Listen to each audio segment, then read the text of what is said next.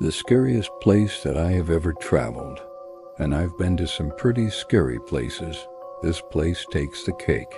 This is the most haunted place that I have ever traveled, and it's completely abandoned. There's not even a caretaker here anymore. No one lives here, but there are ghosts everywhere. When I first arrived, I walked around the outside of the property just to get my bearings and see what it looks like. And this is an old Victorian-style home. It was built in 1908, and when it was built, it was the height of fashion to have these iron fences around your yard. They're actually quite beautiful, but also very expensive. And if we pan up, you can see that there are 3 floors to this house. And every window that you see up there, that's a ghost.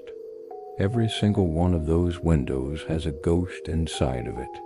Now, let's go back to the front of the house. When I first got here, I noticed that all of the trees were dead. All of the plants were dead. But there was one bush that was alive. It was this little guy right here. And I thought to myself, well, maybe there's hope yet. Maybe this place isn't completely dead. But then I looked a little bit closer, and I realized that this bush was actually growing over the grave of someone who died here on the property. And it was actually a young girl who died. Her name was Mary. She was only 12 years old. And so I thought to myself, well, maybe it's best that she doesn't rest in peace because she was only 12 years old. I mean, how could anyone be so cruel as to let a 12-year-old rest in peace? Let's go into the backyard now. This is the view from the backyard. And if you look through the trees, you can actually see the ghost of a little girl in a Victorian nightgown.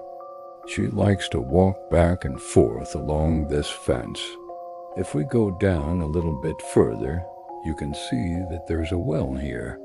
And the ghosts of the former caretakers of this property like to use this well to communicate with each other. Sometimes they'll use it to communicate with me. I don't know about you, but I would love to have a ghost for a friend.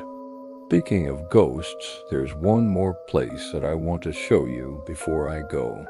We're going to go right down this path here, up these stairs and into this room. And this is the attic.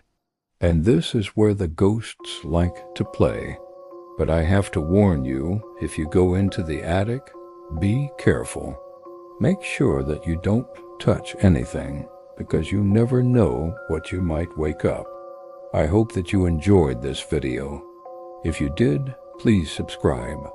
And I will see you next week for another video.